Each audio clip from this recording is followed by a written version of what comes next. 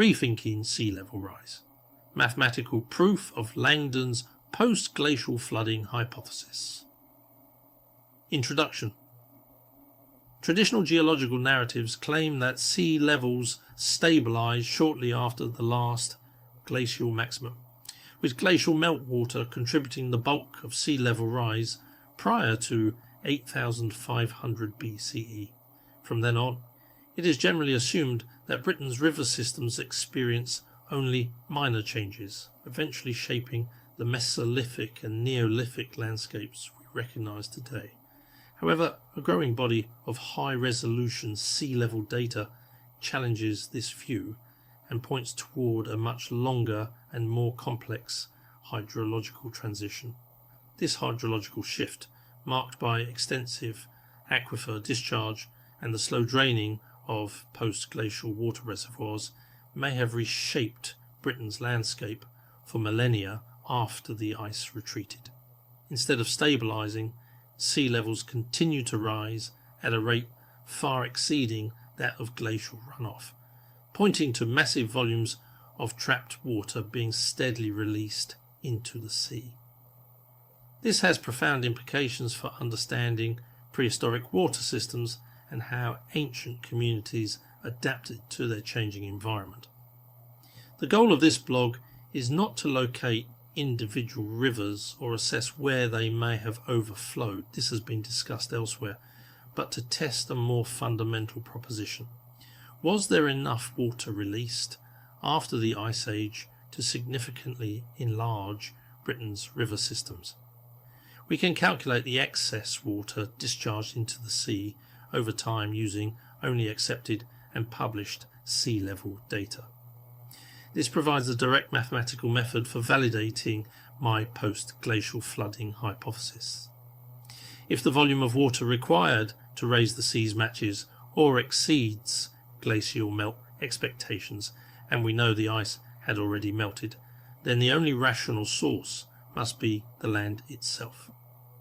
In this way, the essay aims to shift the question from where rivers changed to how much they changed in volume and scale, and in doing so offer a scientific baseline from which to estimate river height and capacity in prehistory. To explore this further, this essay re-evaluates post-glacial sea level rise using 3 independent datasets. The Wadden sea reconstructions from Hishma and Cohen, 2010, updated 2019. The Mailer's model from post-glacial flooded Britain, and the recently published Doggerland model from the 2025 Nature Study. These sources provide one of the most accurate insights into the North Sea basin. All 3 datasets reveal a steady, substantial sea level rise that continued well into the Holocene, long after glacial melting had subsided. These trends align more closely with the post-glacial flooding hypothesis than with conventional discharge models. 1. What the data shows. 3 regional sea level curves. Wadden Sea, Hishma and Cohen, 2010-2019. Radiocarbon dated basal peat cores and stratigraphic evidence from the Dutch coastal plain show that sea level at the Wadden Sea rose from approximately minus 10 metres OD at 6,850 BCE to minus 0.3 metres OD by 0 AD. This approximately 9.7 metres rise occurred gradually, not in pulses, across the entire Mesolithic and early Neolithic period. With over 700 calibrated data points, this dataset provides exceptional regional resolution. This dataset is especially valuable because it provides direct high-resolution correlation to well-dated stratigraphic layers.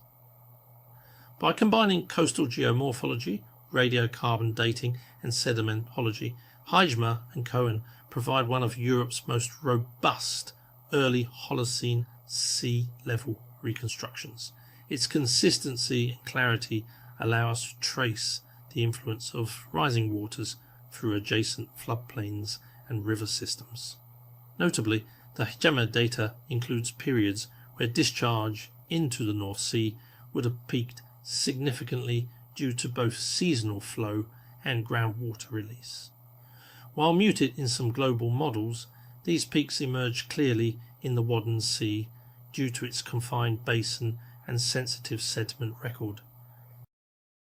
Doggerland, Nature 2025. The Doggerland reconstruction, derived from 88 sediment cores and seismic data, reveals a rise of approximately 37.7 metres from 11,000 BP to 3,000 BP, including periods of rapid acceleration approximately 9 mm per year near 8,200 BP. These values significantly exceed the predictions of traditional models, which assume a discharge ceiling of 0.00476 metres per year, or approximately 9.5 metres over 2,000 years. This study's ability to synchronise marine and terrestrial datasets makes it groundbreaking. The seismic reflection profiles used by Gaffney et al. Show sediment subsidence and correlate abrupt rises in water table and peat layer abandonment across now submerged land bridges. This makes Doggerland one of the best proxies for understanding prehistoric British hydrology. The dataset also provides critical evidence for the speed of inundation events. Between 8,500 BP and 7,000 BP, sea levels rose by nearly 20 metres, submerging vast land masses and likely forcing widespread human migration inland. This context is essential for understanding landscape change and cultural transformations in prehistoric Britain. Mayhew's model, Langdon, 2025. Extracted from the book Post-Glacial Flooded Britain, the Mayhew's dataset visualises sea level change through integrated environmental reconstruction. It aligns closely with the Doggerland record but offers additional detail and continuity, showing sea level was approximately 60 metres lower around 14,000 years before present, with a consistent and naturalised transition towards present levels. The Mayhew's dataset's integration of sea level data and river terrace formation makes it distinct, especially in southern Britain. Unlike datasets derived strictly from marine sources, Mayhew's uses landscape features, such as paleo river channels and floodplain sediment, to deduce how water systems behaved inland. This approach has proven crucial for understanding how inland water tables interact with coastal sea level rise. The consistency with the other datasets further supports the hypothesis that a powerful and prolonged discharge of groundwater, not glacial melt, was the dominant force shaping the Holocene hydrology of Britain. 2. The problem with traditional models. Some geologists argue that glacial remnants may have lingered on upland peaks into the early Holocene, but climate reconstructions increasingly contradict this view. Ice core data from Greenland and European paleoclimate models show that by 8,500 BCE, global temperatures had already reached post-glacial maximums, known as the Holocene thermal optimum. This warm period lasted for several millennia, meaning any remaining glaciers on hilltops would have already melted or been reduced to negligible volumes. If these mountain glaciers had been a meaningful water source, we would expect rapid rises in sea level during the early Holocene, followed by stability. Instead, sea level datasets show that a substantial rise, spanning 38 to 42 metres, continued well into the Mesolithic and Neolithic periods. This timing is inconsistent with any remaining glacial melt and suggests a different driver, groundwater release and aquifer discharge. These climate records therefore reinforce the post-glacial flooding hypothesis. The peak warmth of the early Holocene eliminates glacial survival as a cause for continued sea level rise, leaving only subsurface freshwater systems as the logical explanation for the sustained and accelerating marine transgressions seen in the geological record. For over a century, geologists have argued that sea level rise largely ceased once the last glacial ice sheets receded. According to the conventional model, the so-called meltwater pulse 1c ended around 8,500 BCE, when post-glacial hydrology stabilised. Any additional rise in sea level was assumed to be slow and marginal, caused by precipitation runoff and minor aquifer discharge. This led to the assumption that Britain's river systems remained relatively unchanged for the rest of the Holocene. However, this view does not hold up under scrutiny. The Hejma dataset from the Wadden Sea shows that sea levels rose by approximately 42 metres between 6,850 BCE and 0 AD. Similarly, the May-Gilles model extracted from post-glacial flooded Britain estimates a 38-metre rise during the same interval. These figures contradict entirely the traditional discharge ceiling of approximately 14.16 metres for this period. The discrepancy is not just a few metres, but a tripling of expectations. If glacial melt had ceased, what could explain the missing volume? The only viable explanation is the presence of massive inland freshwater stores trapped beneath Britain and northern Europe as groundwater and spring-fed aquifers. These slowly discharged over thousands of years, elevating rivers, floodplains and groundwater levels. This new data demands a revision of the foundational assumptions of Holocene hydrology. Aquifer discharge, not glacial runoff, is the primary driver of Britain's post-glacial landscape transformation. Yet all three datasets, Wadden-Doggerland and May-Gilles, show total sea level rises of 38 metres to over 42 metres, far exceeding what would be expected from glacial melt alone during this same time frame. This leaves a deficit that cannot be explained by glacial melt alone. Instead, it demands the inclusion of delayed groundwater discharge, an aquifer collapse and basin-scale hydrological rebalancing. 3. Mathematical proof, sea level model comparison.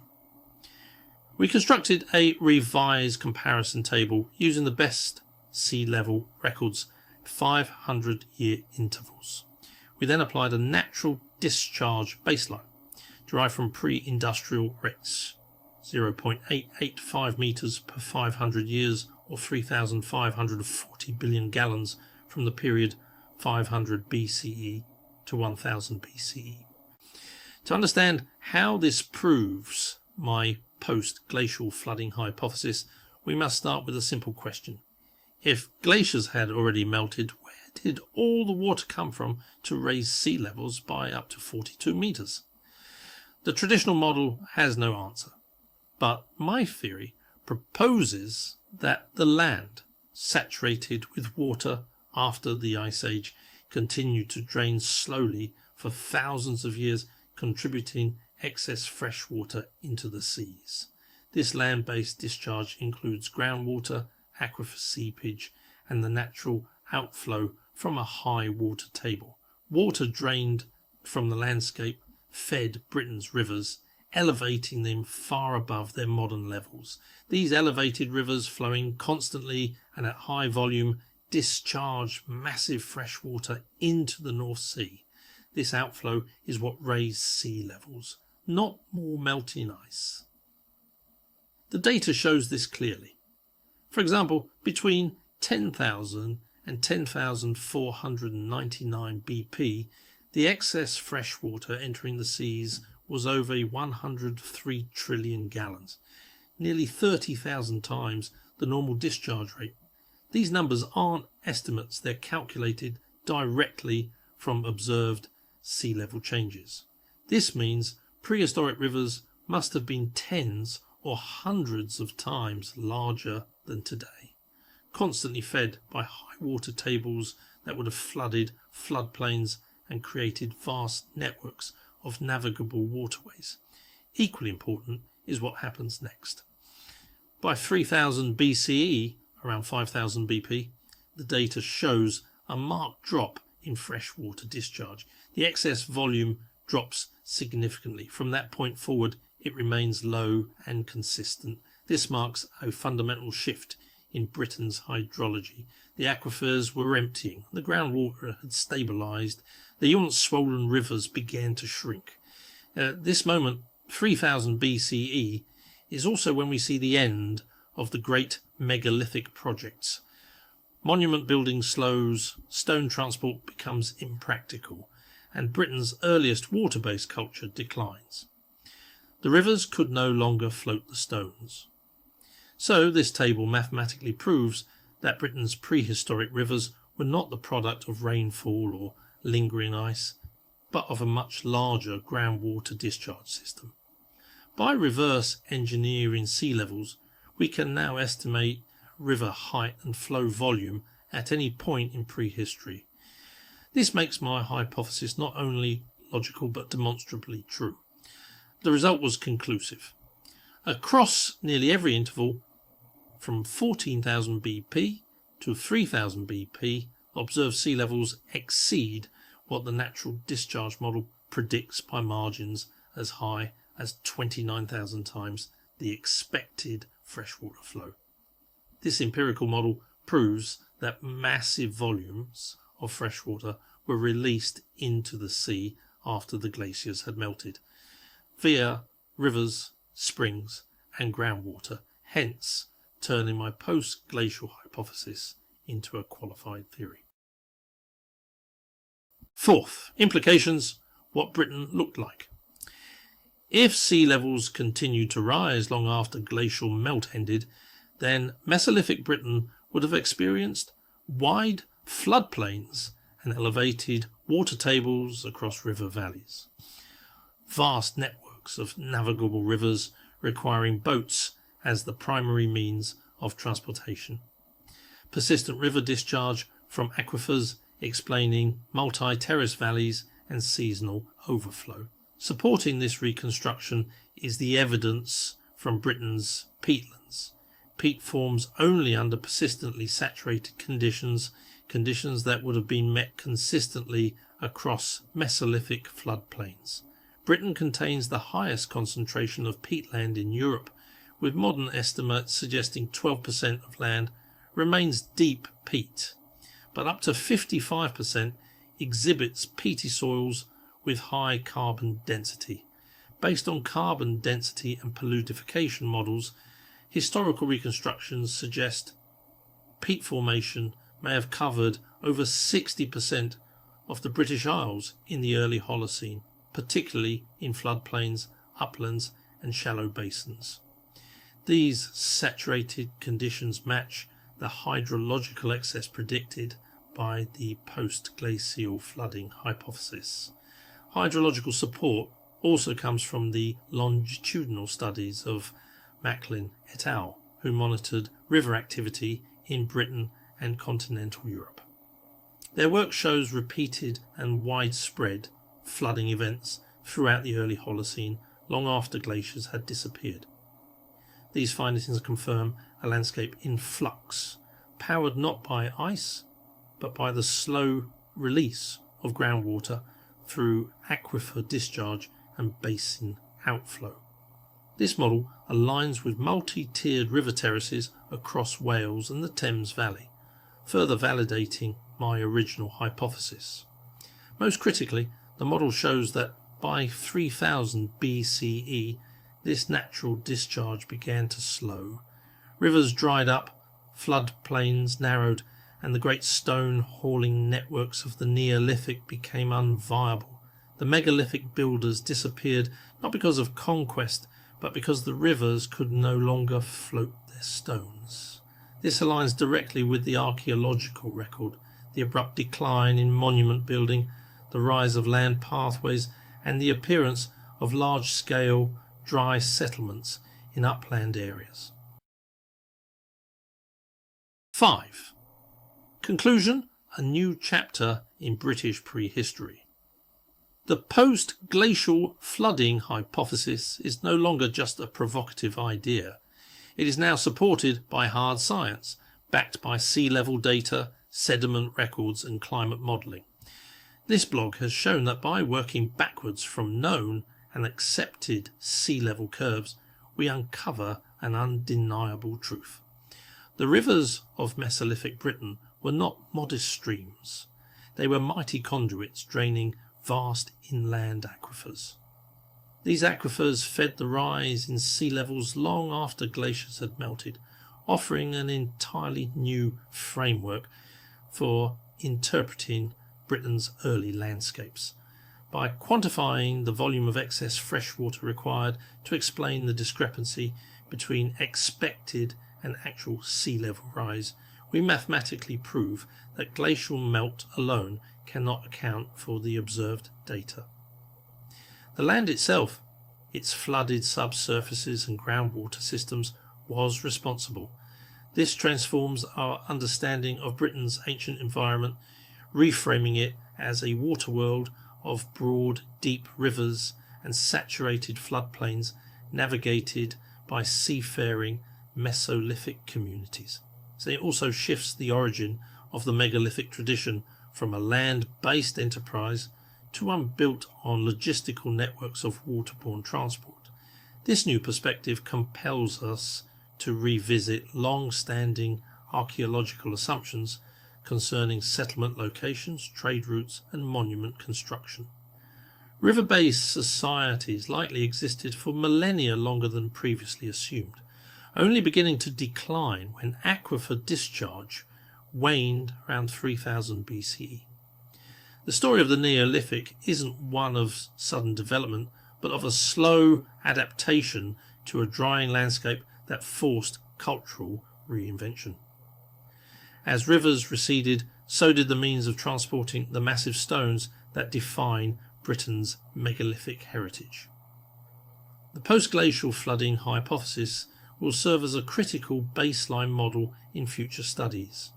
It not only reshapes our view of the past, but also offers practical methodologies for geoarchaeologists and hydrologists seeking to reconstruct ancient landscapes. This isn't just an alternative theory, it's a better tool for understanding the dynamic interplay of water, land and people in shaping British prehistory. If science is the pursuit of the most coherent explanation, then my hypothesis deserves a central place in the narrative of our ancient past.